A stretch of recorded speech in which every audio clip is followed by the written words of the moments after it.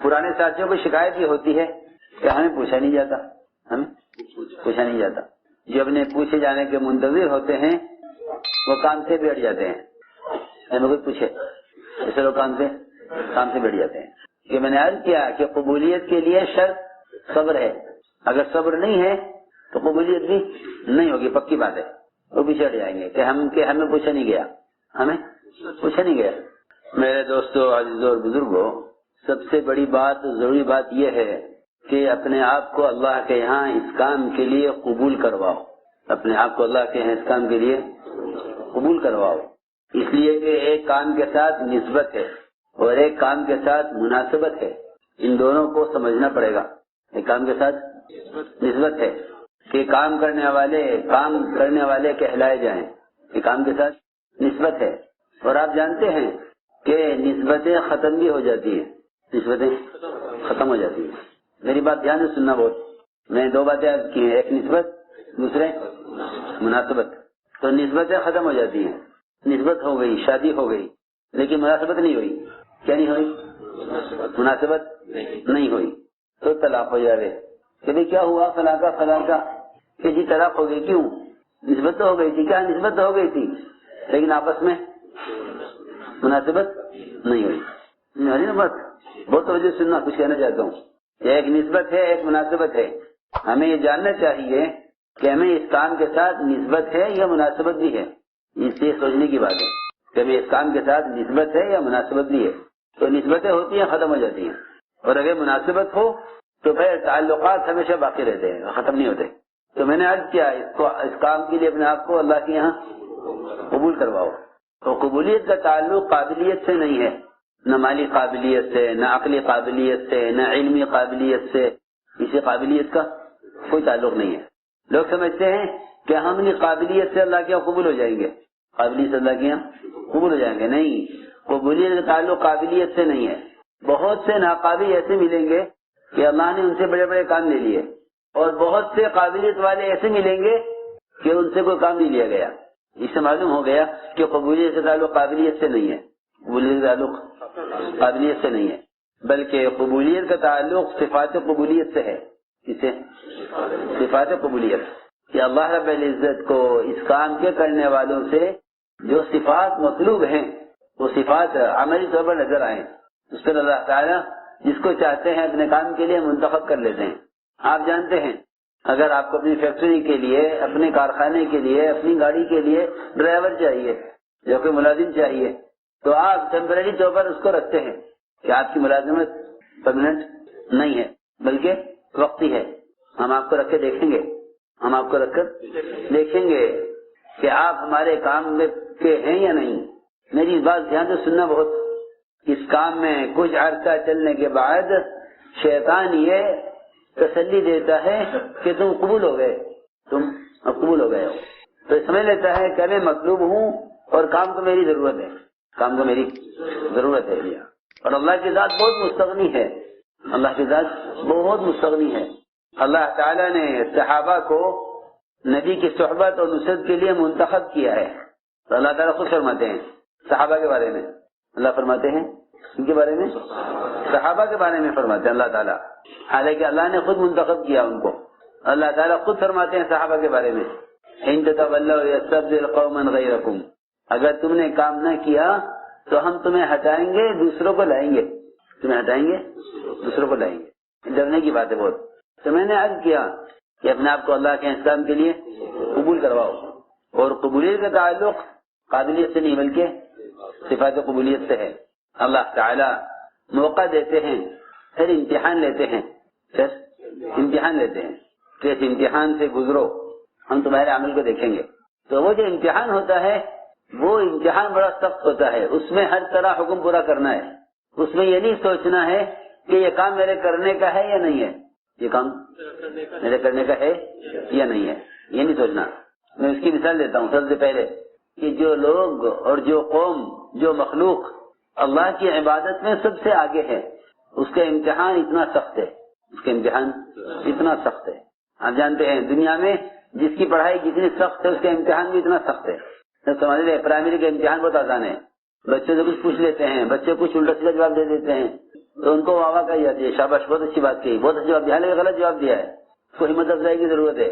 جی ہاں، لیکن اوپر کی جماعتوں کے امتحانات بڑے سخت ہوتے ہیں، ان کے امتحانوں کی ان کی سخت نگرانی ہوتی ہے، ان کی سخت نگرانی ہوتی ہے.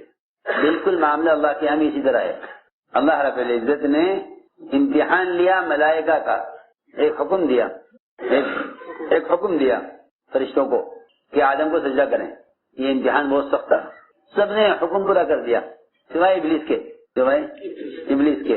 اس نے حکم پورا کرنے سے انکار کیا کہ تم یہاں سے نکل جاؤ، تم کام کے نہیں ہو. کیونکہ اللہ رب العزت حکم لاتے ہیں قابلیت دیکھنے کا، صفات قبولیت دیکھنے کے لیے کہ ان میں اطاعت کتنی ہے. تو یہ حکم لائے اللہ رب العزت حیثیت کے خلاف حیثیت. جی ہاں، ابلیس کی ایک حیثیت تھی. اللہ حکم لائے حیثیت کے خلاف کہ سجدہ کرو آدم کو، اور سب نے سجدہ کیا سوائے ابلیس کے. کیوں نہیں کیا؟ کہ یہ حکم میری حیثیت کے خلاف ہے، یہ حکم میری حیثیت کے خلاف ہے. یہ مثال ہے اس کی. تو وہاں سے نکلا کہ یہ حکم میری حیثیت کے خلاف ہے. یہ کہیں کہ اللہ رب العزت کے کسی بھی حکم کو اپنی حیثیت کے مقابلے میں مت دیکھو، بلکہ اللہ کے حکم کی حیثیت اللہ کے امر کی وجہ سے سوچو کہ اللہ کا حکم ہے، اس کو پورا کرنا ہے، اس کو ہر حال میں پورا کرنا ہے. اللہ کا حکم ہے. ہم یہ نہیں دیکھیں گے کہ یہ حکم اس وقت پورا ہوگا یا نہیں ہوگا. تو اللہ رب العزت حکم لاتے ہیں کبھی حیثیت کے خلاف، تو اس امتحان میں فرشتے کامیاب ہو گئے اور ابلیس ناکام ہو گیا، کیونکہ اس نے حکم کا مقابلہ حیثیت سے کیا اور اپنی حیثیت کا مقابلہ آدم سے کیا. انا خیر من، کہ میں ان سے بہتر ہوں، میرے ساتھ مجھے یہ حکم دینا میرے ساتھ زیادتی ہے، میرے ساتھ زیادتی ہے، اس لیے میں یہ نہیں کروں گا. ہاں کوئی اور حکم دیجیے. دیکھو دھیان سے بات سننا، اللہ رب العزت کے یہاں امتحان کا یہ طریقہ ہے کہ ہم حکم لائیں گے حیثیت کے خلاف، یہ دیکھنے کے لیے کہ یہ حکم پورا کرتے ہیں یا نہیں کرتے. کیونکہ اگر احکام آتے ہیں طبیعت کے مطابق، حیثیت کے مطابق، ان کا پورا کرنا کوئی کمال کی بات نہیں ہے. کمال تو یہ ہے ہم حکم لائیں گے حیثیت کے خلاف. کبھی حکم لائیں گے معمول کے خلاف، یہ دیکھنے کے لیے ان میں اطاعت کتنی ہے. حکم لائیں گے کبھی معمول کے خلاف کہ ان میں اطاعت کتنی ہے. بیت المقدس کی طرف نماز ہوتی تھی، پھر حکم آیا کہ رخ پھیر لیجیے بیت اللہ کی طرف، تو صحابہ فوراً پلٹ گئے بیت المقدس سے بیت اللہ کی طرف. کیوں؟ ہم دیکھنا چاہتے تھے کہ کون رسول کا اتباع کرتا ہے اور کون اپنی رائے پر اڑ جاتا ہے، یا اپنی رائے پر یا اپنے قبلے پر اڑ جاتا ہے. صحابہ فوراً گھوم گئے آپ کے ساتھ. تو میں نے عرض کیا کہ اللہ تعالی کی طرف سے امتحان ہوتا ہے، ہم یہ رکھ کر دیکھیں گے کہ یہ حکم کہاں تک پورا کرتے ہیں.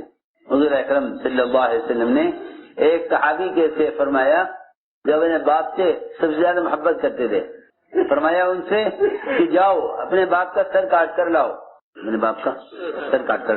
وہ دوڑے. یہ نہیں پوچھا کہ کیا بات ہو گئی. کیوں؟ اس لیے کہ دین اطاعت کا نام ہے، یہ دین اطاعت کا نام ہے. وجہ نہیں پوچھی کہ کیا وجہ ہے، میرے باپ نے کیا جرم کیا ہے. میں آپ کا حکم پورا کر دوں گا، آپ مجھے وجہ بتا دیجیے. یہ کہیں کہ جو آدمی کسی حکم میں علت تلاش کرتا ہے وہ حکم کا انکار کر دیتا ہے کہ پہلے وجہ بتلاؤ. یعنی وجہ نہ پوچھو. اگر وجہ معلوم کرو گے تو پھر تم نے یہ حکم وجہ کے لیے پورا کیا ہے، حکم کے لیے پورا نہیں کیا. کیا تم نے وجہ معلوم کی ہے کہ کیوں؟ حکم کی علت نہ پوچھو، حکم پورا کر دو. تم امتحان میں کامیاب ہو جاؤ گے. تو صحابی دوڑے باپ کو قتل کرنے کے لیے. فرمایا کہاں جا رہے ہو؟ کہ آپ کا حکم ہے. نہیں پوچھوں گا کیوں. ابراہیم علیہ السلام کو حکم دیا کہ بیٹے کو ذبح کرو، تو یہ نہیں فرمایا کہ کیوں، معصوم ہے، اسے گناہ تو نہیں ہوا ہے اور معصوم ہے وہ. تو وجہ نہیں پوچھی، نہ اللہ سے پوچھی اور نہ بچے کو حکم دیا، بلکہ فرمایا ابراہیم علیہ السلام نے کہ اپنے معاملے میں تم خود غور کرو، اللہ کا حکم آیا ہے، اپنے معاملے میں غور کرو، خود غور کرو. تو بیٹے نے کہا افعل ما تؤمر، کہ آپ کو جو حکم دیا گیا آپ اسے پورا کیجیے. تو میں نے جو مثالیں عرض کی ہیں کہ اللہ رب العزت امتحان لیتے ہیں، اللہ رب العزت امتحان لیتے ہیں. کبھی حکم لائیں گے حیثیت کے خلاف، کبھی حکم لائیں گے جذبے کے خلاف، کبھی حکم لائیں گے معمول کے خلاف، کبھی حکم لائیں گے صحابہ کی اپنی چاہت کے خلاف. حدیبیہ میں صحابہ کا جذبہ عمرہ کرنے کا تھا، حکم آیا کہ واپس جانا ہے، واپس جاؤ، حکم پورا کرو، حکم پورا کرو. تو میں نے عرض کیا کہ بہت سی چیزیں طبیعت کے خلاف آتی ہیں، ان کو برداشت کر لینا یہ قبولیت کا راستہ ہے. ان کو برداشت کرنا اور ان کو پورا کرنا یہ قبولیت کا راستہ ہے. تو جو حکم انکار کر دیتے ہیں وہ اللہ کے یہاں قابل قبول نہیں ہوتے، وہ اللہ کے یہاں قابل قبول نہیں ہوتے. کہ اللہ کے یہاں قبولیت کے لیے قابلیت شرط ہے، اور قابلیت پیدا ہوتی ہے اطاعت سے. قابلیت پیدا ہوتی ہے اطاعت سے، یہ قابلیت پیدا ہوتی ہے اطاعت سے. کہ اللہ تعالیٰ کا جو حکم ہے تو حکم پورا ہو، جو حکم ہے وہ حکم پورا ہو. اس لیے اس راستے میں ترقی کا اور قبولیت کا سب سے بنیادی سبب اور سب سے بنیادی صفت وہ صبر ہے. وہ کیا ہے؟ صبر ہے. جی ہاں، اس سے بنیادی چیز صبر ہے. صحابہ کرام فرماتے ہیں کہ ہم نے سب سے زیادہ خیریں جو پائی ہیں وہ صبر میں پائی ہیں، ناگواریوں کو برداشت کرنے میں، ناگواریوں کو برداشت کرنے میں. کہ ترقی کا سب سے بنیادی سبب وہ صبر کرنا ہے، ترقی کا بنیادی سبب صبر کرنا ہے. اور فرمایا کہ صبر علامات نبوت میں سے ہیں. صبر کسی سے ہیں؟ علامات نبوت، نبی کے نبی ہونے کی علامت صبر ہے. جو حضور اکرم صلی اللہ علیہ وسلم کی صفات کو اپنی کتابوں میں پڑھا کرتے تھے یہود اور نصارہ، وہ آ کر آپ کو صبر میں آزمایا کرتے تھے، آپ کو صبر میں آزماتے تھے، آپ کے ساتھ زیادتی کرتے تھے دیکھنے کے لیے کہ آپ کے اندر صبر کتنا ہے. آپ کے ساتھ زیادتی کرتے تھے آپ کے صبر کو جانچنے کے لیے کہ آپ میں صبر کتنا ہے. آپ صلی اللہ علیہ وسلم اپنے صبر سے اسلام اور اپنے صبر سے نبوت سمجھایا کرتے تھے. اس لیے کہ داعی کے مزاج میں انتقام نہیں ہوتا، داعی کے مزاج میں صبر ہوتا ہے، داعی کے مزاج میں صبر ہوتا ہے، انتقام نہیں. کیوں؟ اس لیے کہ وہ ہدایت کا طالب ہے، امت کی ہدایت کے لیے بھیجے گئے ہیں. تو یہ ہدایت کے لیے بھیجے گئے ہیں کہ وہ انتقام کا جذبہ نہیں رکھیں گے. انتقام کا جذبہ تو ہلاکت کو کے لیے تیار کرتا ہے، انتقام کے جذبے سے ہلاکت کا جذبہ پیدا ہوتا ہے. اور یہ کہیں کہ درگزر کرنے صبر کرنے سے ہدایت کا جذبہ پیدا ہوتا ہے. یہ دو الگ الگ جذبے ہیں، ایک ہلاکت کا جذبہ قوم کی اور ایک قوم کی ہدایت کا جذبہ. کہ نبی صبر کے ذریعے ہدایت کا جذبہ پیدا کرتے ہیں قوم میں بھی، اپنے ماننے والوں میں بھی. اور انبیاء علیہ السلام صبر کے ذریعے ترقی کرتے ہیں. میں نے عرض کیا کہ اپنے آپ کو اللہ کے یہاں قبول کرانے کے لیے بنیادی صفت صبر ہے، ورنہ غیر آپ کو آ کے آزماتے تھے صبر میں کہ دیکھو یہ صبر میں کیسے ہیں، یہ صبر میں کیسے ہیں. حضور اکرم صلی اللہ علیہ وسلم صبر کے ذریعے بتلاتے تھے کہ ہم کیا چاہتے ہیں، ہم کیا چاہتے ہیں. آپ کے صبر سے معلوم ہوتا تھا کہ آپ کیا چاہتے ہیں. جی ہاں، اور ہماری بے صبری سے معلوم ہوتا ہے کہ ہم کیا چاہتے ہیں. ہاں بھائی دھیان سے سننا بات. انبیاء کے صبر سے قومیں سمجھ جاتی ہے کہ کیا چاہتے ہیں. انبیاء علیہ السلام قوم کی ہدایت چاہتے ہیں. قوم ہدایت کو نبی کے صبر سے سمجھتی تھی، قوم ہدایت کو نبی کے صبر سے، یہ قوم ہدایت کو نبی کے صبر سے سمجھتی تھی کہ یہ ہم سے کیا چاہتے ہیں. اس لیے حضور اکرم صلی اللہ علیہ وسلم کو آزمایا کرتے تھے، آ کر غیر آ کر آپ کو آزماتے تھے صبر میں کہ دیکھیں ان میں صبر کتنا ہے. زید ابن ثانہ یہودی عالم تھے، انہوں نے سنا حضور اکرم صلی اللہ علیہ وسلم کے بارے میں اور آئے اور آپ کو دیکھا اور دیکھ کر سمجھے کہ ہاں یہ نبی ہیں، لیکن یقین نہیں ہوا، یقین نہیں آیا.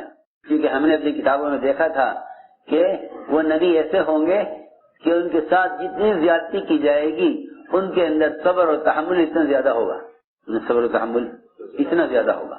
اس چیز کو دیکھنے کے لیے زید بن ثانہ نے حضور اکرم صلی اللہ علیہ وسلم کے ساتھ زیادتی کی، آپ کے ساتھ زیادتی کی. دیکھیں کہ یہ جواب میں کیا کرتے ہیں، یہ جواب میں کیا کرتے ہیں، کہ یہ جواب میں کیا کرتے ہیں. چنانچہ حضور اکرم صلی اللہ علیہ وسلم کو ایک علاقے پر کہ مسلمانوں پر مال تقسیم کرنے کے لیے مال کی ضرورت تھی، تو آپ نے قرض مال چاہا. انہوں نے بطور قرض مال پیش کیا آپ کو زید بن ثانہ نے، اور یہ کہا یہ مال آپ لیجئے اور یہ آپ استعمال کر لیجئے اور مجھے اس کے بدلے میں کھجوریں دے دیں۔ چنانچہ ایک تاریخ طے ہو گئی کہ اس تاریخ میں آپ کو سونے کے بدلے کھجوریں، آپ ان کو کھجوریں دیں گے۔ وہ تاریخ طے ہو گئی، وہ تاریخ طے ہوئی۔ اس کے وقت کے آنے سے 3 دن پہلے زید بن ثانیہ نے آپ کو دیکھا، آپ بقی میں تھے۔ زید بن ثانیہ نے آ کر آپ کی گریبان پکڑا، آپ کو دھکا دیا اور آپ سے سخت لہجے میں بات کی، آپ سے سخت لہجے میں بات کی، بڑی سخت بات آپ سے کی، آپ کو دھکا دیا اور یہ بھی کہا کہ تم قریشی ٹال مٹول کرتے ہو، وقت پر قرض ادا نہیں کرتے۔ حالانکہ ابھی 3 دن باقی تھے قرض کی ادائیگی میں۔ عمر رضی اللہ تعالی عنہ یہ سارا منظر دیکھ رہے تھے، سارا منظر حضرت عمر دیکھ رہے تھے، یہ کیا ہو رہا ہے۔ حضرت عمر رضی اللہ تعالی عنہ نے تلوار نکالی اور یہ عرض کیا، مجھے اجازت دیجیے میں اس کو قتل کر دوں، میں اس کو قتل کر دوں۔ حضور اکرم صلی اللہ علیہ وسلم نے حضرت عمر رضی اللہ تعالیٰ عنہ کو دبایا۔ ہاں، یہ نہیں کہ یہ میرے مسئول ہیں اور یہ میری پارٹی کے لوگ ہیں۔ آج کل لوگ اپنی حمایت کرنے والوں کو نوازتے ہیں اور ستانے والوں سے بدل لیتے ہیں۔ اس سے امت نہیں بنتی، اس سے امت نہیں بنتی، اس سے فرقے بنتے ہیں، سارے گروپ اس سے بنتے ہیں کہ اپنے ستانے والوں سے مقابلہ کرو اور ساتھ دینے والوں کو نوازو۔ یہ طریقہ نہیں ہے۔ نبوت کا طریقہ دوسرا ملے گا۔ نبوت کا طریقہ یہ ملے گا کہ جو آپ پر جان دینے والے ہیں ان کی جان مال تو کام میں لگائیں، ان کو تو آپ کچھ نہیں دیتے، اور جو آپ کو ستانے والے ہیں آپ ان پر احسان کرتے تھے۔ ستانے والوں پر احسان، ستانے والوں پر احسان، ستانے والوں پر احسان کریں اور کام کرنے والوں کو اور آپ کا ساتھ دینے والوں کو کہ آپ ساتھ دینے والوں کو دبا کر رکھیں، ان کو کام دیں کہ تم کام کرو۔ سنو، انصار کام کرنے والے تھے، انصار کام کرنے والے تھے اور مکے والے آپ کو ستانے والے تھے، مکے والے ستانے والے تھے۔ آپ نے ستانے والوں کو تو مال دیا، ستانے والوں کو مال دیا۔ سنو، فتح مکہ کے موقع پر جتنا مال آیا سب آپ نے ستانے والوں پر خرچ کیا۔ ایک ایک مشرک کو 100 اونٹ دیے، 100 اونٹ، اس کو ایک مشرک جنہوں نے آپ کو نکالا، آپ کو بے وطن کیا، ان کو 100 اونٹ، اور جنہوں نے آپ کو ٹھکانہ دیا انصار اور سارے عرب سے دشمنی اور سارے عرب سے سارے آس پاس کے علاقوں سے دشمنی مول لی آپ کو ٹھکانہ دے کر، ان کو آپ نے ایک چونی بھی نہیں دی، کچھ نہیں۔ یہ بہت سمجھنے کی بات ہے، اس لیے کہ پرانے ساتھیوں کو شکایت یہ ہوتی ہے کہ ہمیں پوچھا نہیں جاتا، ہمیں پوچھا نہیں جاتا۔ جو اپنے پوچھے جانے کے منتظر ہوتے ہیں وہ کام سے بیٹھ جاتے ہیں، ہمیں کوئی پوچھے ایسے لوگ کام سے بیٹھ جاتے ہیں۔ کہ میں نے عرض کیا کہ قبولیت کے لیے شرط صبر ہے، اگر صبر نہیں ہے تو قبولیت بھی نہیں ہوگی، پکی بات ہے۔ وہ بھی چڑھ جائیں گے کہ ہمیں پوچھا نہیں گیا، ہمیں پوچھا نہیں گیا۔ تو آپ نے انصار کو کچھ نہیں دیا، یہ بتانے کے لیے کہ کام کرنے والے اس کے انتظار نہ کریں کہ ہمیں پوچھا جائے۔ آپ نے انصار کو کچھ نہیں دیا، ایک پائی بھی نہیں دی، اور جتنا مال تھا سب دیا ستانے والوں کو، مہاجرین کو، مشرکین کو، سارا مال ان کو دیا۔ تو انصار میں کوئی نیا آدمی تھا، اسلام میں نیا داخل ہوا تھا، اسلام میں نیا داخل ہوا، کیونکہ مال کی بات نیا آدمی کرے گا، پرانا کوئی نہیں کرے گا۔ مال، عہدہ، مقام، یہ کون کرے گا؟ نیا آدمی، پرانا آدمی بات نہیں کرے گا۔ اس لیے کہ جو جتنا پرانا ہوتا جاتا ہے اس کے لیے آخرت بھی قریب ہوتی جاتی ہے۔ پرانا ہونا آخرت کے قریب، جی ہاں، اور نیا کہ نیا دنیا کے قریب، نیا دنیا کی زیادہ قریب ہوتا ہے، اور پرانا آخرت کے۔ پرانا ہونے کا مطلب یہی ہے کہ جو جتنا پرانا ہوگا اس میں آخرت کا اتنا خوف زیادہ ہوگا، آخرت کا خوف زیادہ ہوگا۔ آخرت کا خوف ہوگا اس کے لیے دنیا سے بچ کے نکلنا بہت آسان ہے۔ دنیا میں وہ پھنستے ہیں جن کے سامنے آخرت نہیں ہوتی۔ تو ایک نیا آدمی انصار میں، اس کی زبان سے یہ نکل گیا، اس کی زبان سے یہ نکلا کہ سارا مال آپ نے مشرکین کو اور کفار کو اور جو نئے اسلام میں داخل ہوئے مہاجرین اور مہاجرین کو، ان کو مال دیا، ہمیں کچھ نہیں دیا۔ یہ بات چلی، آپ تک پہنچ گئی۔ حضور اکرم صلی اللہ علیہ وسلم نے انصار کو جمع کیا اور آپ تشریف لے گئے اور کہا آپ نے انصار سے کہ اے انصار، تم کیا چاہتے ہو؟ اگر تمام لوگ جانور اور مال سونا چاندی اپنے گھروں میں لے جائیں اور تم اللہ کے رسول کو لے جاؤ اپنے گھر میں، کیا چاہتے ہو؟ انصار روئے اور رو کر یہ کہا کہ نہیں، ہم تو صرف اللہ کے رسول کو چاہتے ہیں۔ میں آپ نے کہ تم میں سے کس نے بات کہی ہے انصار نے کہا کہ کسی نئے آدمی نے یہ بات کہی ہوگی، پرانے میں سے کسی نے یہ بات نہیں کہی، آپ نے یہ بتلایا کہ پرانے کون ہوتے ہیں؟ کہ پرانے وہ ہوتے ہیں جو مال کا مطالبہ نہیں کرتے۔ تو میں نے عرض کیا حضور اکرم صلی اللہ علیہ وسلم نے یہ اس کی امت کو تربیت دی تھی، اس کی امت کو تربیت دی کہ اگر پوچھا نہ جائے تو مخلصین وہی ہوتے ہیں کہ کھو جائے تو کوئی تلاش نہ کرے، مل جائے تو کوئی پرواہ نہ کرے، کھو جائے تو کوئی تلاش نہ کرے، مل جائے تو کوئی پرواہ نہ کرے۔ مخلصین اپنے آپ کو چھپاتے ہیں، مخلصین اپنے آپ کو چھپاتے ہیں۔ جی ہاں، سلمان فارسی رضی اللہ تعالیٰ عنہ کو ان کی زیارت اور ملاقات کے لیے 2 آدمی گئے ان کے گاؤں میں، پوچھا لوگوں سے کہ یہاں صحابی ہوتے ہیں؟ سلمان فارسی کے ہاں موجود ہیں، یہ گھر ہے ان کا، ملاقات کر لو۔ ہو گئے تلاش کرتے کرتے گھر ان کے موجود تھے، ملاقات ہوئی، سلام کیا، پوچھا کہ آپ صحابی ہیں؟ کہا کہ نہیں میں تو صحابی نہیں ہوں، میں صحابی نہیں۔ کچھ آپ سلمان فارسی ہیں؟ کہ ہاں میرا نام سلمان فارسی تو ہے مگر میں صحابی نہیں ہوں۔ حالانکہ جس شخص نے ایمان کے ساتھ ایک مرتبہ حضور اکرم صلی اللہ علیہ وسلم کو دیکھ لیا وہ صحابی ہو گیا۔ انہوں نے اتنا وقت گزارا آپ کے ساتھ، سلمان فارسی رضی اللہ تعالیٰ عنہ وہ صحابی ہیں کہ جب یہ آپ سے بات کرتے تھے کوئی تیسرا شریک نہیں ہوتا تھا، یہ درجہ تھا ان کا۔ لیکن کیا کہا کہ میں صحابی نہیں۔ تو وہ کہنے لگے ایک دوسرے سے کہ ہم غلط آ گئے، یہ آدمی وہ نہیں اس کی ہمیں تلاش ہے، چلو اٹھو، یہ سلمان فارسی کوئی اور ہے، صحابی تو یہ کہہ رہے میں صحابی نہیں ہوں۔ تو وہاں سے اٹھنے لگے کہ چلو یہ آدمی وہ نہیں اس کی ہمیں تلاش ہے۔ میں بتا رہا ہوں کہ صحابہ اپنے آپ کو کیسے چھپاتے تھے، کیونکہ آخرت سامنے تھی، آخرت سامنے، جی ہاں، یہ سامنے آخرت ہوگی وہ چھپائیں گے اپنے آپ کو، یہ سامنے آخرت نہیں ہوگی وہ اپنے آپ کو ظاہر کریں گے، اپنے آپ کو ظاہر کریں گے۔ اس لیے شہرت کی طلب دنیا والوں کو ہوتی ہے، آخرت والوں کو شہرت کی طلب نہیں ہوتی۔ آخرت والے کس سے ڈرتے ہیں؟ شہرت سے ڈرتے ہیں۔ آخرت والے شہرت سے ڈرتے ہیں، کیونکہ ایک قبولیت ہے ایک شہرت ہے، دونوں میں بہت فرق ہے۔ مشہور ہونا الگ ہے، مقبول ہونا الگ ہے۔ جی ہاں، ایک آدمی مشہور ہے اور ایک آدمی مقبول ہے، دونوں میں بہت بڑا فرق ہے، دونوں میں بہت بڑا فرق ہے۔ دیکھو یاد رکھنا کہ مقبولیت تو ہوتی ہے محبت کے ساتھ،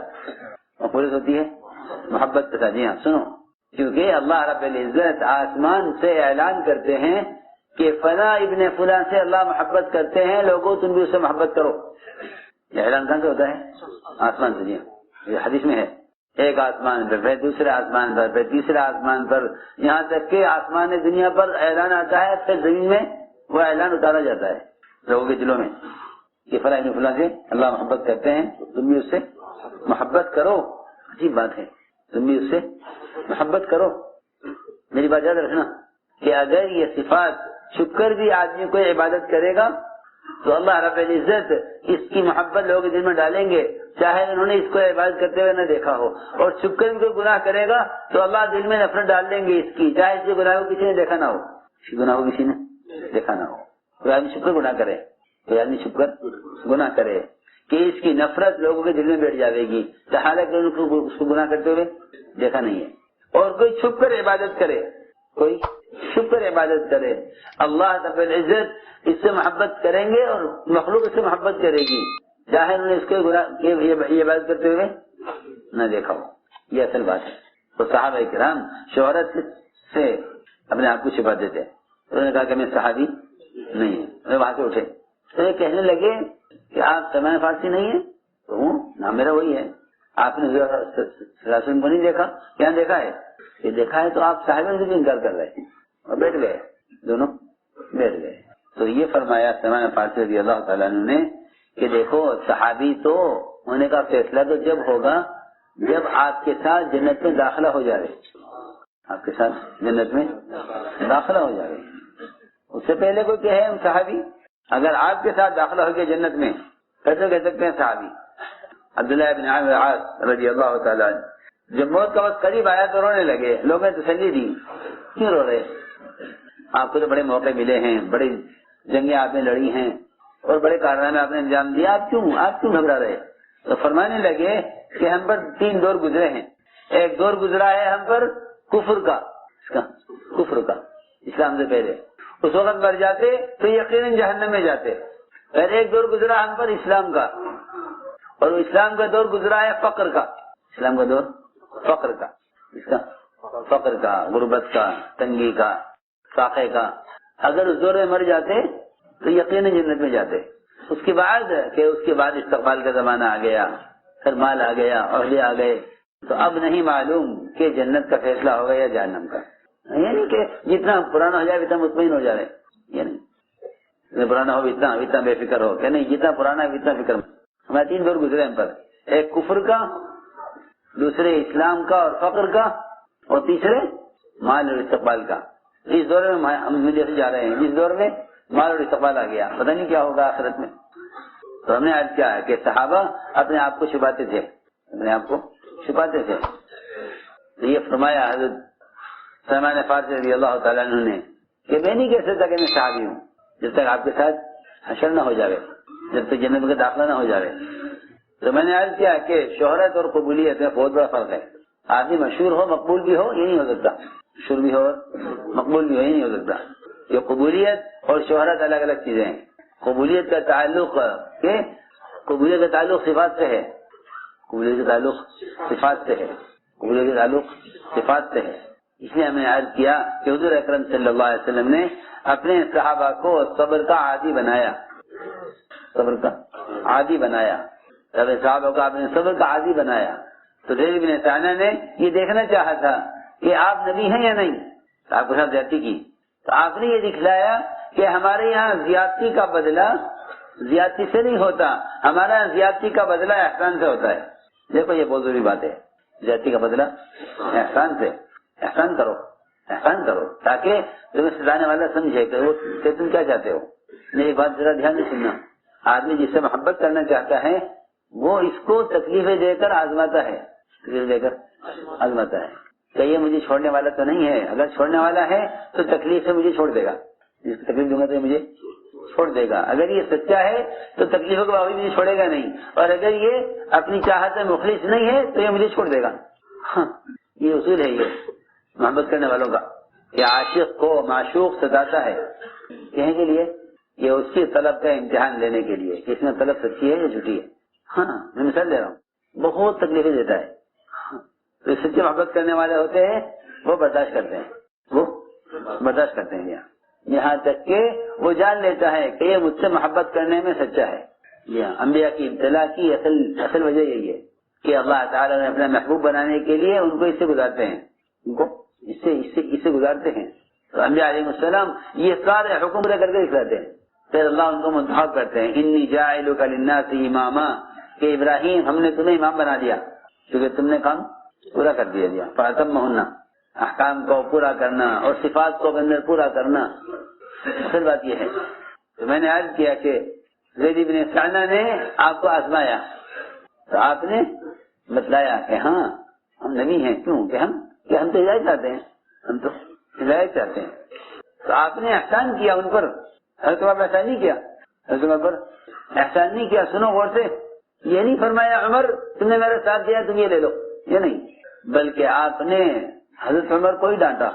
لو تمہارے جانثار اور تمہارے ساتھ دینے والے، آپ ہمارے عمر ہی کیا تم نے اس کو تلوار دکھلا دی.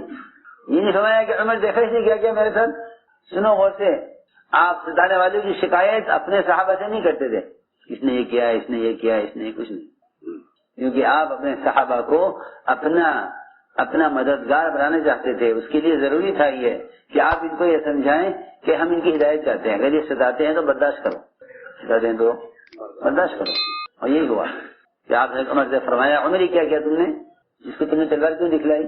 مجھ سے کہتے میں اس کا حق ادا کروں، مجھ سے کہتے میں اس کا حق ادا کروں، اور اس سے کہتے کہ یہ اپنے حق کا مطالبہ اسلامی طریقے سے کرے. اس کو بتاؤ کہ اسلام میں مطالبہ کرنے کا کیا طریقہ ہے، اس کو ادب سکھلاؤ، اس کو ادب سکھلاؤ. دیکھو کتنی اچھی بات ہے، اس کو ادب سکھلاؤ. کیونکہ یہ بیچارہ واقف نہیں ہے، یہ واقف نہیں ہے اسلام کے طریقوں سے. جاہل کا طریقہ ہے کہ گریبان پکڑ لیا، دھکا دے دیا، یہ جاہلوں کا طریقہ ہے کہ اپنی بات کو منوانے کے لیے لڑو. نہیں، لڑائی تو تبلیغ میں ہے ہی نہیں. جی ہاں، اصول کے لیے لڑنا یہ تو سب سے بڑی بے اصولی ہے. سب سے بڑا بے عقل بے اصول ہے وہ جو اصول کے لیے لڑے. یہ کیوں لڑ رہے ہو؟ تو اصول کے لیے کیوں لڑ رہے؟ اصول کے لیے. کیسا چھوڑا بے اصولی ہے؟ کس کے لیے لڑے؟ اصول کے لیے. یہ حماقت ہے. یہ لوگ اس کو سمجھتے ہیں کہ ہم امانت کی حفاظت کر رہے ہیں، حالانکہ امانت کو ضائع کریں. جو اصول کے لیے لڑائی کریں وہ امانت کو کرنے والے ہیں. جو لڑیں گے کے لیے اصول کے لیے نہیں، وہ امانت کو ضائع کرنے والے ہیں. کوئی بھی ہو. نبی کی تعلیم یہ نہیں ہے. نبی کی تعلیم یہ ہے کہ جو بے اصولی کرے اس کو اصول کی تعلیم دو. اصول کی تعلیم دو. جی ہاں، آپ بے اصولی کرنے والوں کو تعلیم دیتے تھے. دو طرح کی ہوتی ہیں بے اصولیاں. بے اصولیاں دو طرح کی، بلکہ تین طرح کی ہوتی ہیں. ایک غلطی کرنا شریعت میں، ایک غلطی کرنا شریعت میں، ایک غلطی کرنا دعوت میں، ایک غلطی کرنا زیادتی کرنا کسی کے ساتھ. ایک زیادتی کرنا شریعت میں، ایک غلطی کرنا دعوت کے کام میں، ایک زیادتی کرنا اپنے ساتھیوں کے ساتھ. زیادتی کرنا ساتھیوں کے ساتھ. تو حضور اکرم صلی اللہ علیہ وسلم نے ان تینوں لائن کی غلطیوں میں غلط کرنے والے کے ساتھ کیا معاملہ کیا جائے اس کی تعلیم دی ہے. جی ہاں، تعلیم ہے نا آپ کی. تو امت کو دین سکھانا ہوگا تو کس کے طریقے پر سکھلاؤ گے؟ آخر کے طریقوں پر کہ نہیں، نبی کے طریقے پر. جیسے نماز آپ کے طریقے پر ہے اس طرح تعلیم بھی آپ کے طریقے پر ہے. سمجھے بات؟ جیسے نماز آپ کے طریقے پر، جو نماز آپ کے طریقے پر نہیں ہے وہ نماز نہیں ہے. وہ نماز نہیں ہے جو آپ کے طریقے پر نہیں ہے. اسی طرح دعوت اور تعلیم بھی وہ طریقہ، وہ آپ کی تعلیم و دعوت نہیں ہے جو آپ کے طریقے پر نہیں ہے. تین لائن کی میں نے غلطی بتائی، ایک شریعت میں، ایک دعوت میں، ہاں، اور تیسرے ساتھیوں کے ساتھ. آپ نے تینوں کا طریقہ بتایا کہ تعلیم کیسے دی جا رہی. تو پہلی غلطی تو شریعت میں، پہلی غلطی شریعت میں. ایک آدمی نے مسجد میں پیشاب کیا، غلطی کی اس نے شریعت میں غلطی کی. تو صحابہ دوڑے پکڑنے کے لیے، مارنے کے لیے کہ پکڑو اسے، روکو، مسجد پیشاب کر رہا. تو آپ نے صحابہ کو ہٹایا، روک دیا کہ نہیں ہٹ جاؤ، اس کے پیشاب پورا کرنے دو، پیشاب پورا کرنے دو.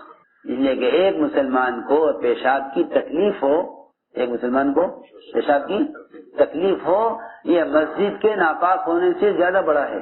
سمجھائی بات؟ مسلمان کو کیا ہو؟ پیشاب کی تکلیف. پیشاب کر رہا، پیشاب شروع کر دیا اس نے تو روکنا ممکن ہے بیچ میں؟ نہیں، اس کو تکلیف ہوگی. تو مسجد سے پیشاب کو بیچ میں روک کر باہر نکلے، چل کے جاوے باہر پیشاب باہر جا کے کرو، ایسا ہو سکتا ہے کہ نہیں ہو سکتا. جی ہاں، ایک مسلمان کو پیشاب روکنے کی تکلیف دینا مسجد کے ناپاک ہونے سے زیادہ بڑا ہے. سمجھ بات؟ کیونکہ ایک مسلمان کا مقام بیت اللہ سے اونچا ہے اور مسجد بیت اللہ سے ادنا ہے.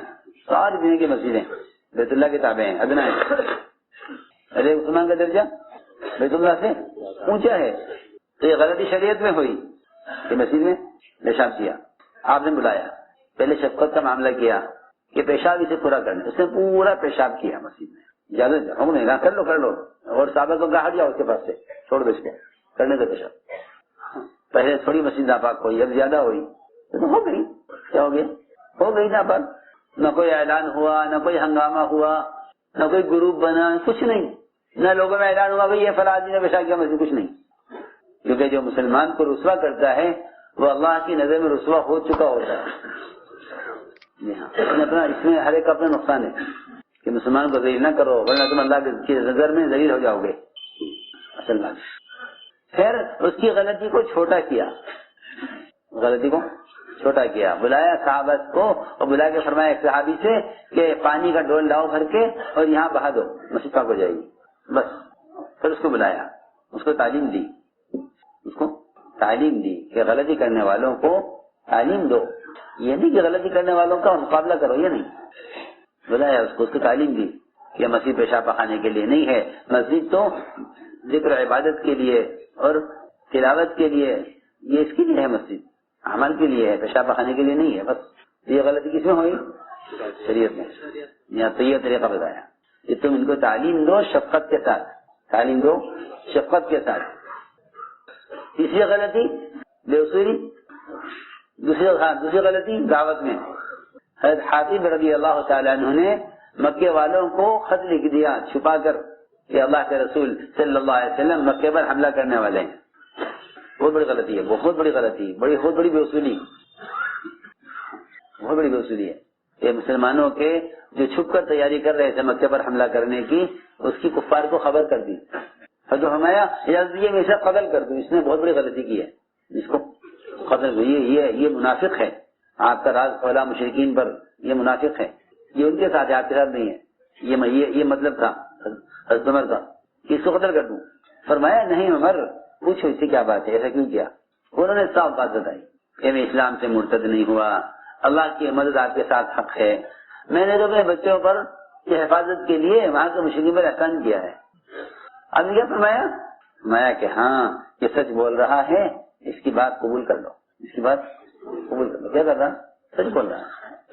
کتنی بڑی غلطی کی، بہت بڑی غلطی، بہت بڑی غلطی. مجھے اس سے بڑی غلطی نہیں ملی کوئی صحابہ کی سیرت میں، اس سے بڑی غلطی کوئی نہیں ملی. جی ہاں، کوئی زنا کر لے، کوئی چوری کر لے، کوئی شراب پی لے، یہ سب چھوٹی غلطی ہے، لیکن مسلمانوں کی تیاری کی خبر کو فارغ کرنا بہت بڑی غلطی. تو عمر نے فرمایا میں اسے قبول کر دوں، منافق ہے یہ. فرمایا نہیں، کچھ اس سے کیوں کیا، لیکن یہ بات تھی. آپ نے فرمایا کہ یہ سچ بول رہا ہے، یہ سچ بول رہا ہے. جی ہاں، دیکھو بہت بڑی بات ہے یہ کہ جب کوئی تمہارے سامنے اپنا عذر پیش کرے تو اس کے عذر کو مان لو اور قبول کر لو. جی ہاں، کیونکہ دین کی حفاظت اللہ کرنے والے ہیں. یہ تھوڑی کہ اس درجے کو نقصان ہوگا، اس درجے کو نقصان ہوگا، کوئی نہیں. جس طرح اللہ تعالیٰ قرآن کے محافظ ہیں، دین کے محافظ ہیں، دعوت کے محافظ ہیں، ایسے ہی جی ہاں اللہ پکی بات ہے کہ اللہ تعالیٰ جس طرح قرآن کے محافظ ہیں، دین کے محافظ ہیں، دعوت کے بھی محافظ ہیں. وہ نہیں ہے کہ ان کو نکال دو، ان سے کام کو نقصان ہو گیا. ہاں بالکل نہیں. نقصان کیسے ہو جاتا؟ انہوں نے خط لکھا کفار کو، وہ خط راستے میں پکڑا گیا. کیسے؟ اللہ نے وحی بھیجی آپ پر، اللہ نے آپ پر نہیں بھیجی کہ ایک عورت ہے فلاں فلاں مقام پر ہے، اس وقت مدینے سے روانہ ہو گئی ہے، اس کے پاس خط ہے، حاتم نے خط لکھا ہے، اس کو بھیجا ہے، وہ خط منگواؤ. حضرت عثمان حضرت مقداد گئے گھوڑے پر سوار ہو کر، وہی ملی وہ عورت، خط سے کرا لیا اس نے. اللہ نے تو حفاظت کر لی. جی ہاں، اللہ تو حفاظت کرے اور کام کرنے کیا کہیں کام کو نقصان ہوگا، اس کو نکال دو. عجیب بات ہے، اس کو نکال دو کیونکہ یہ کام کو نقصان پہنچا رہا. جی ہاں، حالانکہ اللہ کرے حفاظت کرا، تم کام کرو. اللہ تو فرمائے کہ حفاظت میں کر رہا ہوں، تم کام کرو. اور یہ کیا کہیں اسے نکالو، اس سے کام کو نقصان ہوگا. اتنا بڑا نقصان ہوتا اگر خط پہنچ جاتا، لیکن پھر بھی نقصان نہ ہوتا، کیونکہ جو دین کے کام کو نقصان پہنچاتے ہیں کہ اللہ تعالیٰ ان سے خود نمٹتے ہیں. اللہ ان سے خود نمٹتے ہیں. جی ہاں، اللہ کے نبی کی اور نبی کے بعد کام کرنے والوں کی اللہ خود مدد کرنے والے ہیں. اللہ خود مدد کرنے والے ہیں. سنو کہ اللہ خود مدد کرنے والے ہیں. تو میں نے ایک بات یہ اور عرض کی ہے، یہ دعوت میں غلطی ہے، بے اصولی. آپ نے کیا کیا؟ فرمایا عمر تم اسے کیسے قبض کر سکتے ہو؟ یہ تو بدری صحابی ہے. کیا ہے؟ ہاں، یہ نہیں کہا کہ بدری صحابی تو کیا ہوگا، غلطی ہو گئی نکال دو گے، نہیں، بدری صحابی ہے. کہ جب کسی غلطی ہو ساتھیوں میں سے تو ان کی قربانیوں کو یاد کرو، کوتاہیوں کو نہیں. ان کی قربانیاں یاد کرو، کوتاہیوں کو یاد کرو. قربانیاں یاد کرو، ان کی کیا قربانیاں ہیں، کوتاہیاں نہیں دیکھو. میں کہ یہ بدری صحابی ہیں. اللہ فرما چکا ہے اہل بدر کے بارے میں، اہل بدر تم جو چاہو کرو، میں تمہیں معاف کر چکا. اللہ نے فرما دیا اعملوا ما شئتم قد غفرت لكم. یہ مثال ہے، کام میں بے اصولی ہو گئی. تیسری بات ہے کہ کوئی آپ کو ستاوے، کوئی آپ کو ستائے، آپ کیا کریں کہ آپ ستانے والے سے بدلہ نہ لیں بلکہ اس پر احسان کریں. تو یہ موقع اس کا تھا کہ عمر رضی اللہ عنہ نے نکالی کہ زید بن ثانیہ کو قتل کر دیں. اب ہمارے عمر کیا کیا تم نے؟ اس کو اسلام میں طریقہ بتاؤ کہ اسلام میں اپنے حق کا مطالبہ کیسے کیا جاتا ہے. حق کا مطالبہ کیسے کیا جاتا ہے، ایک بات. اور مجھ سے کہو کہ میں اس کا حق ادا کروں، اس لیے کہ حق والے کو اپنے حق کا مطالبہ کرنے کا پورا حق حاصل ہے. تم جاؤ، ان کو لے جاؤ اور ان کو ان کا حق دو، اور ان کو 20 سا کھجوریں زیادہ دو. ان کو ان کا حق دو، 20 سا کھجوریں زیادہ دو. ان کو لے جاؤ، ان کو ان کا حق دے دو اور 20 سا کھجوریں زیادہ دو. یہ کہہ کر عمر نے ہسبینڈ لے گئے ان کو اور ان کو ان کا حق دیا، 20 سا کھجوریں زیادہ دی. تو کہنے لگے کہ عمر میرا حق تو پورا ہو گیا، قرضہ میرا پورا ہو گیا، یہ زیادہ کیوں دے رہے ہو؟ کہ ظاہر اس لیے دے رہا ہوں کہ مجھے حضور اکرم صلی اللہ علیہ وسلم نے حکم دیا ہے کہ تم نے عمر تم نے اس کو ستایا ہے، اس کو تم نے قتل کی دھمکی دی ہے، اس پر احسان کرو. یہ نہیں کہ ہمارے ساتھ کیا کیا، اس کا کوئی ذکر نہیں. تم نے اس کا کیا کیا.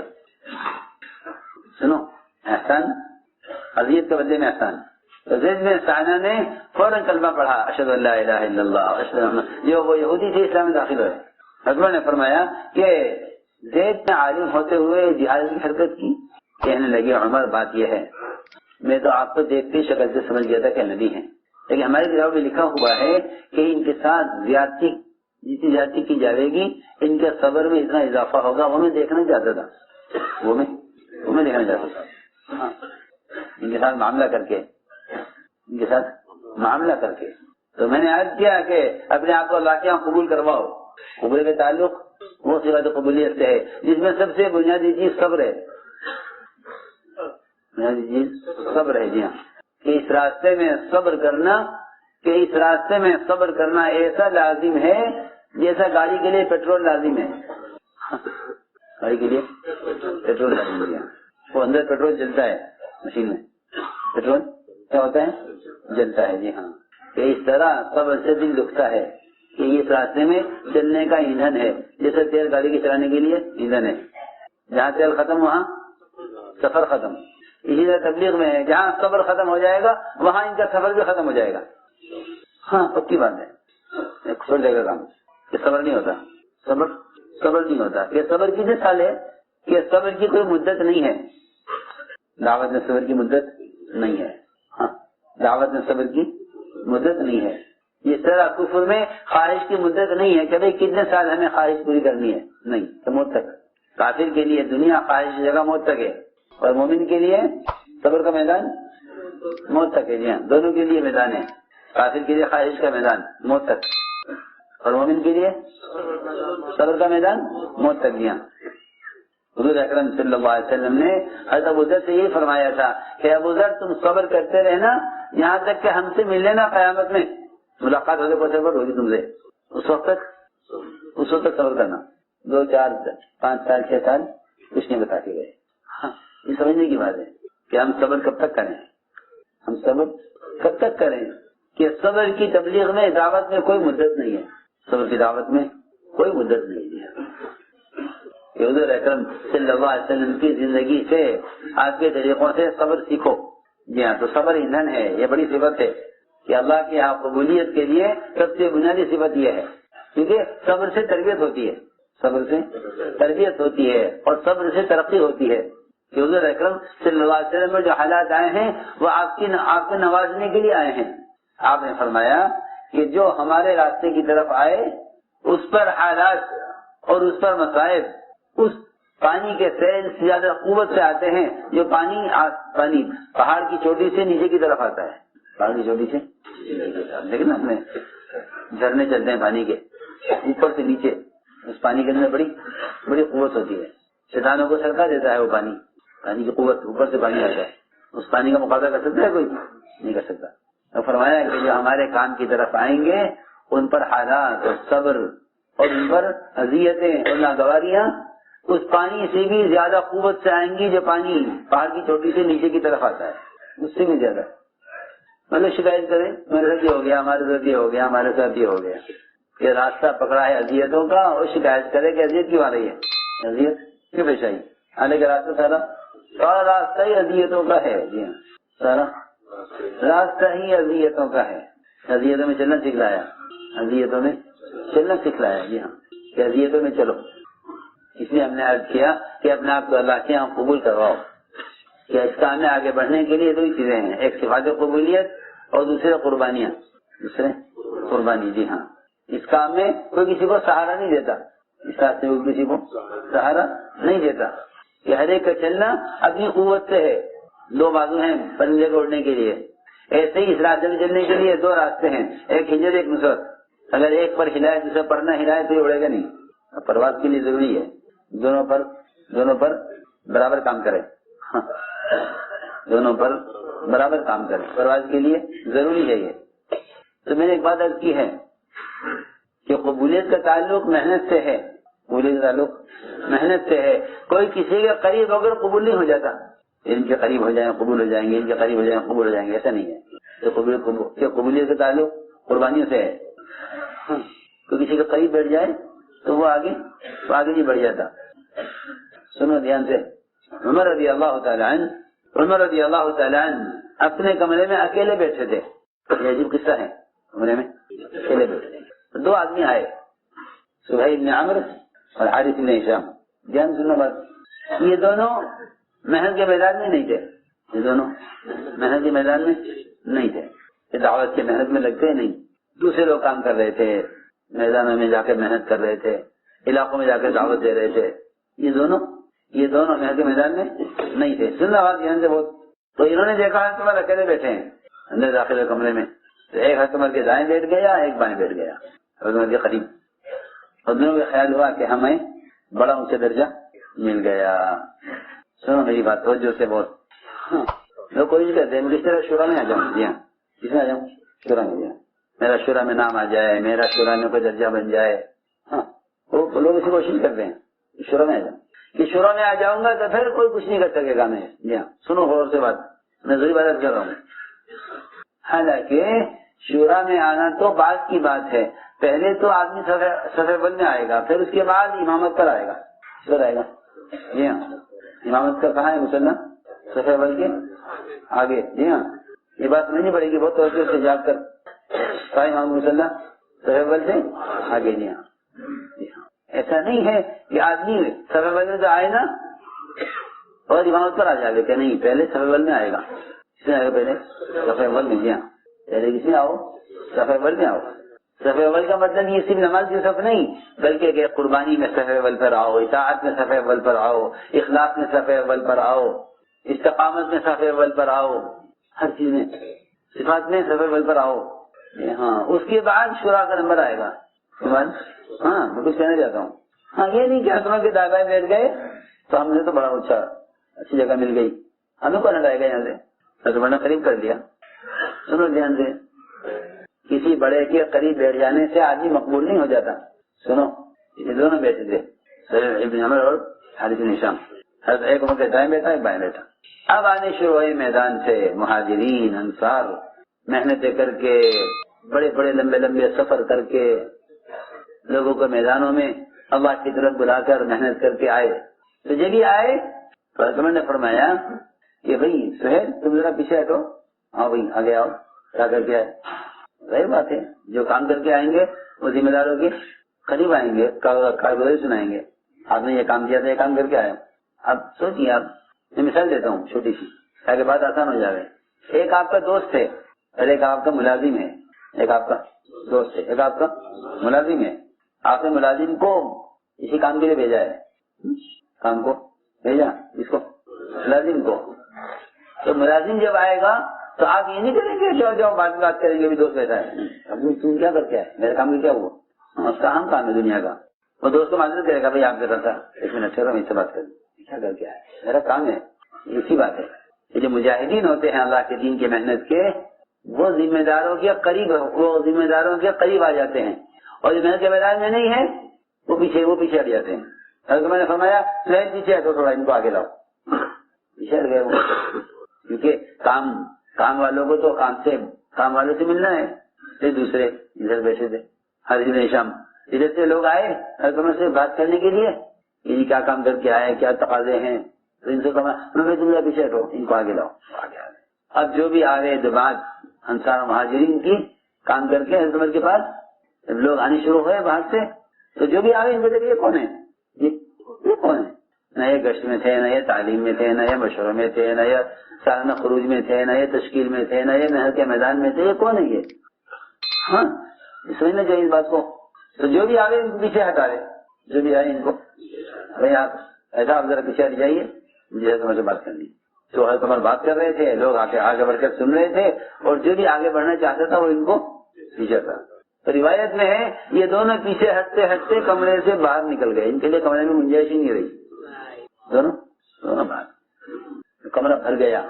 حضرت عمر کے ساتھ درشن والوں سے کمرہ بھر گیا اور یہ باہر نکل آئے.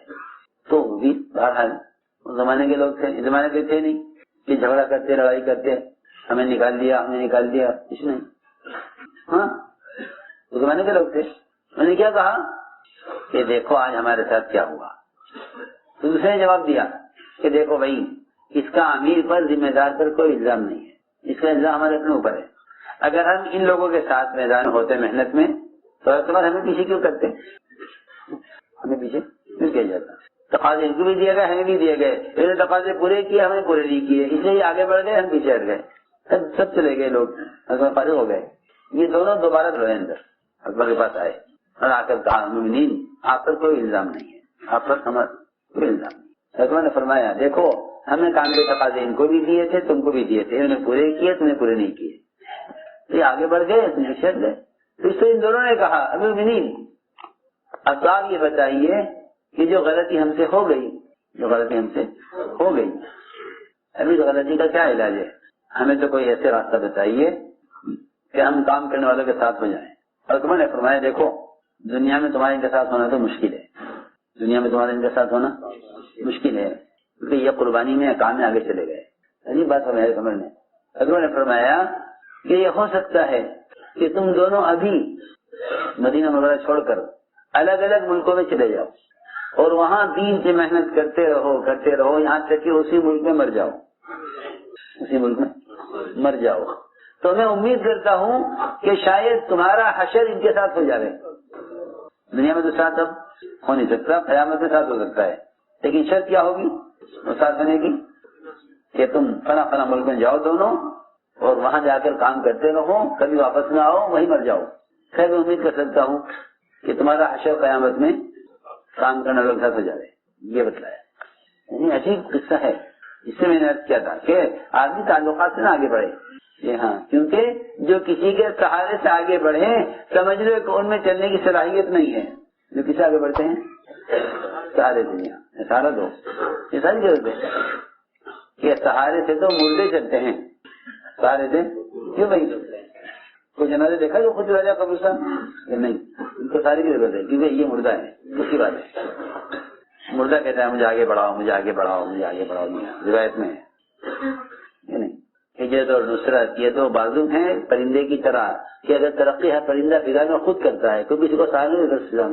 فضا میں کوئی پرندہ کسی کو سہارا نہیں دیتا، ہر ایک اپنے بازو سے اڑتا ہے. یہاں ہر ایک اپنے بازو سے اڑتا ہے. تو ہم نے عرض کیا کہ یہ اصل بات ہے یہ اپنے آپ کو اللہ کے یہاں قبول کرواؤ، اپنے آپ کو اللہ کے یہاں قبول کرواؤ.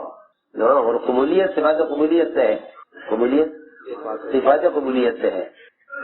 ٹھیک ہے. اللہ رب العزت آزماتے ہیں، اللہ آزماتے ہیں. اس آزمائش میں جو احکام مانگیں گے وہ طبیعت کے خلاف آئیں گے. احکام آئیں گے وہ طبیعت کے خلاف، مزاج کے خلاف، معمول کے خلاف.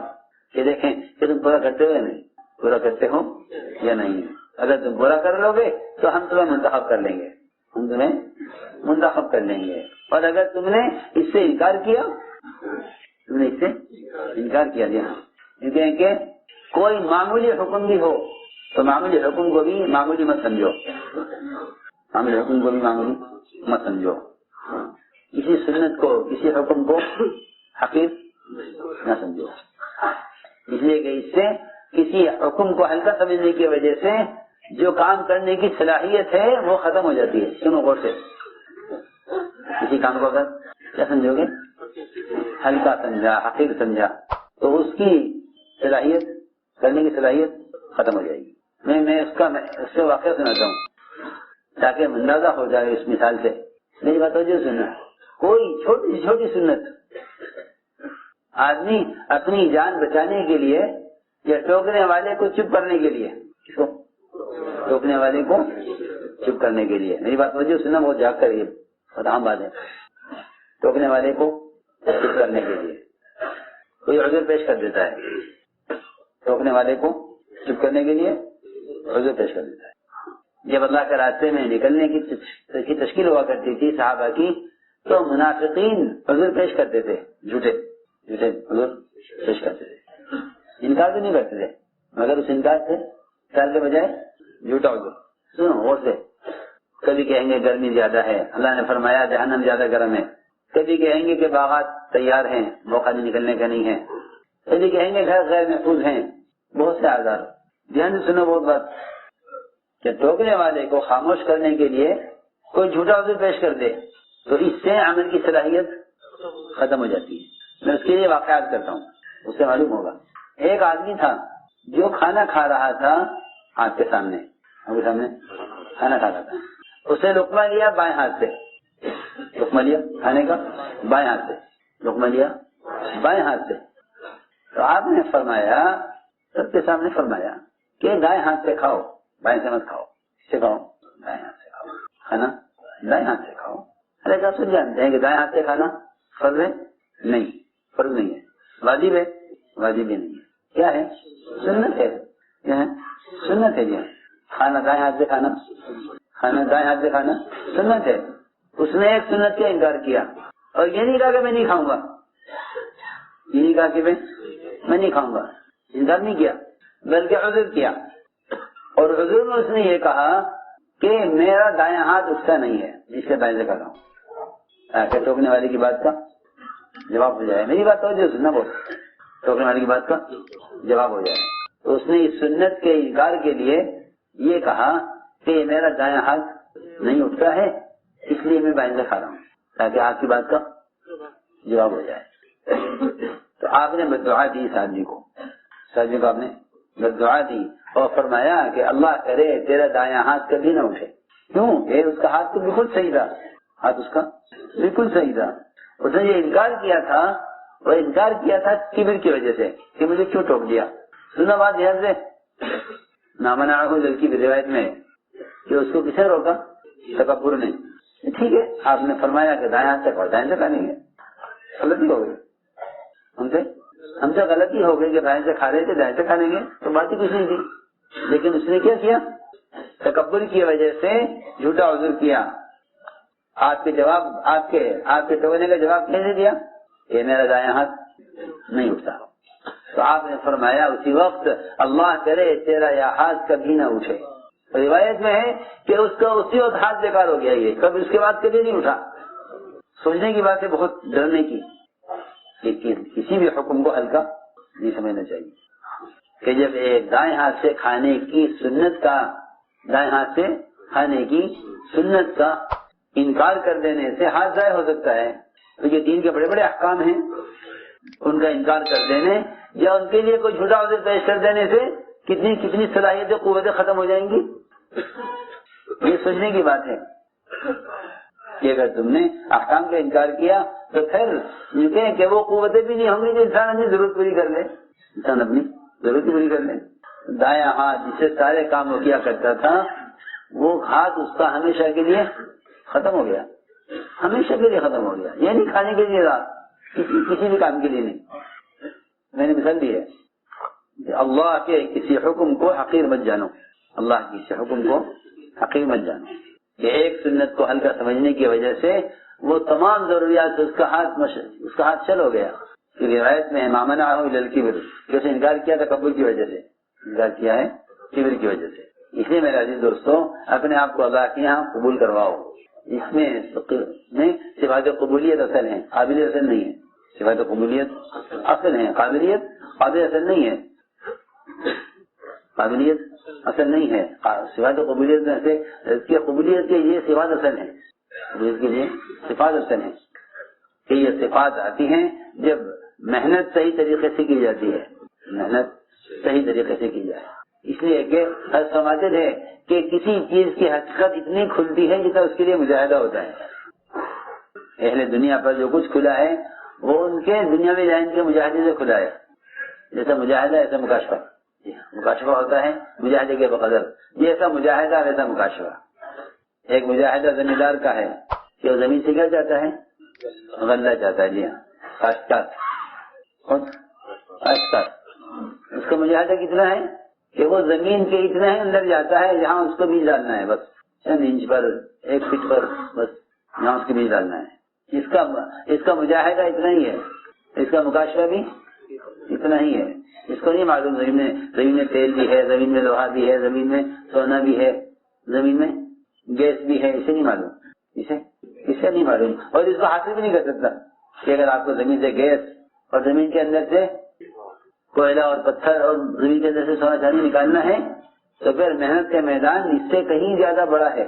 یہ نہیں کہ آپ غلے کے لیے مجاہدہ کریں اور آپ کو سونا مل جائے، ایسا نہیں ہوگا. ایسا ہی ہے نا؟ اور آپ غلے کے لیے مجاہدہ کریں اور آپ کو پیٹرول مل جائے، ایسا ہوگا؟ یہ نہیں، ایسا نہیں ہوگا. پیٹرول تو بہت مہنگا ہے، پانی بھی نہیں ملے گا. میری بات نہیں آ رہی ہے؟ ہاں، میں یہ کہنا چاہتا ہوں کہ میں تو مہینے کے 3 دن لگا رہا اور میں تو گشت کر رہا، میں تو مہینے کے 3 دن لگا رہا کہ ہاں یہ تیرا کام اتنا ہی ہے جتنا کاشتکار کا ہے کہ تجھے زمین سے غلہ مل جائے. کہ نہیں، زمین کے اندر اور بہت ساری قیمتی چیزیں ہیں، اس کے لیے اپنی محنت کو بڑھا، اندر گہرائی میں اتر. کہاں اتر؟ گہرائی میں اتر. جی ہاں، گہرائی میں اترو، گہرائی میں اترو. حضور اکرم صلی اللہ علیہ وسلم نے اپنے صحابہ کو محنت کے میدان میں ڈالا ہے. ہاں، یہ نہیں کہ وہ تھوڑی سی محنت کر کے آ جائیں کہ جی ہم نے تو کام کر لیا، کام نہیں ہوا. سنو غور سے.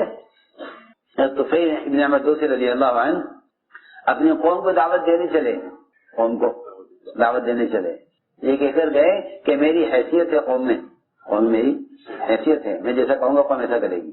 میں کہ نہیں، کام کرو، محنت کرو. کہ نہیں، میں کہوں گا ان سے اور اسلام میں داخل سب ہو جائیں گے، کیونکہ وہ میری بات مانیں گے. میری قوم میں چلتی ہے، میں اپنی قوت کا استعمال کروں گا. حیثیت ہے میری حیثیت ہے قوم میں. جی ہاں، ایسے ہی اسی طرح روایت میں میری قوم میں چلتی ہے، میری قوم میں چلتی ہے. تو گئے، قوم کو دعوت دی، سب نے انکار کر دیا. قوم میں ہم اسلام نہیں لائیں گے، ہم اسلام نہیں. پھر واپس آئے، آ کر عرض کیا کہ آپ دعا کر دیجیے ان سب کے لیے، ہلاک ہو جائیں سب. میں نے دعوت دی، اسلام سے انکار کر رہے ہیں. میں نہیں، جاؤ محنت کرو قوم میں. پھر یہ فرمایا کہ اے طفیل، لوگ کانوں کی طرح ہوتے ہیں، سونے چاندی کی کانوں کی طرح. سونے چاندی کی کانیں ہوتی ہے نا، سونے چاندی کانوں کی طرح ہیں. تم جاؤ محنت کرو، جا کر محنت کرو. اور اے طفیل، جیسے تم اسلام لائے ہو تمہاری قوم میں اور بھی ہیں، تمہاری قوم میں اور بھی قیمتی لوگ ہیں. جی ہاں، تمہارے جیسے اور بھی ہیں قوم میں. جاؤ جا کے محنت کرو. پھر گئے واپس، اور محنت کرتے رہے. آپ نے ہجرت بھی کر لی، غزوہ خندق بھی ہو گیا، احد بھی ہو گیا، بدر بھی ہو گیا. اور یہ قوم میں محنت کرتے رہے، یہاں تک کہ خیبر کے موقع پر 80 خاندان اپنی قوم کی اسلام میں داخل کر کے لے کے آئے. 80 خاندان. میں نے اس پر غلط کی دی کہ ہو گیا، ہم تو گشت کر لیا، ملاقاتیں کر لی تو ہو گیا. ایسا نہیں ہے. سارا عالم محنت کا میدان ہے، سارا عالم محنت کا میدان ہے. جو کام کے اعتبار سے جہاں تک پہنچ گیا، یہاں سے آگے بڑھے. جی ہاں، قربانی کی صدا میں آگے آؤ. فرماتے تھے میں اس کام سے چاہتا ہوں کہ حضور اکرم صلی اللہ علیہ وسلم امت کو جہاں چھوڑ کر گئے تھے، امت وہاں پہنچے. جہاں آپ چھوڑ کر گئے، امت وہاں پہنچے. اس لیے میں نے عرض کیا کہ محنت کا میدان بہت بڑا ہے. یہ نہیں کہ ہمارا معمول پورا ہو رہا ہے. یہ نہیں، زمین کے اندر اور بھی قیمتی چیزیں ہیں. اور نیچے اترو. جن کو سونا چاندی ہاتھ لگ جاتا ہے وہ دیکھیں گے غلے کو کہ ان کو تو غلے سے زیادہ اچھا غلہ ملے گا. ہاں، یہ میں کرنا چاہتا ہوں. یہ قیمتی جواہر ہیں اندر. جا کے محنت کی تو سارے محدثین کے امام ابو ہریرہ انہی کی قوم میں سے آئے جن کی ہلاکت کے لیے بدعا کرانے کے لیے راستے آئے تھے. یہ آئے تھے کس لیے؟ ہلاکت کی بدعا کرنے، ہلاک ہو جائے. نہیں، جاؤ محنت کرو. تو کون آئے ان کی قوم میں سے؟ ابو ہریرہ. جی ہاں، سب سے بڑے حدیث کے امام اور حافظ کون؟ جی ہاں، سب سے بڑے محدث صاحبوں نے ابو ہریرہ انہی کے قوم میں سے. ہم نے عرض کیا کہ محنت کا میدان بہت بڑا ہے. محنت کا میدان بہت بڑا ہے. اپنے آپ کو کام کے تقاضوں میں اور قربانی میں آگے لاؤ. کام کے تقاضوں میں قربانی میں آگے لاؤ. جی ہاں، کہ قدم پر قدم اٹھاؤ. سمجھتے تھے ہمیں قربانی کا چبوترا نہیں بنانا ہے، ہمیں تو قربانی کی عمارت بنانی ہے. آگے بڑھو. سیڑھی بنانی ہے. کیا بنانی؟ سیڑھی. جی ہاں، سیڑھی کا مطلب یہ ہے کہ آدمی ایک سیڑھی چھوڑے تو پیچھے والوں سیڑھی پر آوے. یہ اصولی بات ہے کہ امت جب آگے بڑھے گی، جب آگے والے آگے بڑھیں گے. اس لیے عزم کرو، ارادے کرو کہ انشاءاللہ ہمیں اپنے آپ کو اللہ کے یہاں صفات سے قبول کروانا ہے اور قربانیوں کی اگلے سطح پر آنا ہے. ماشاءاللہ جو 4 میں لگائے ہوئے ہیں 3 مرتبہ وہ بیرون کے لیے کھڑے ہوں, کھلے خرچ کے ساتھ اپنے آپ کو پیش کریں. جماعتیں بن کر آئی ہیں دیہات سے, بیرون کے لیے بھی پیش کریں اپنے آپ کو اور خرچے بتائیں, اخراجات کھلے خرچ. پرانے ساتھیوں کو شکایت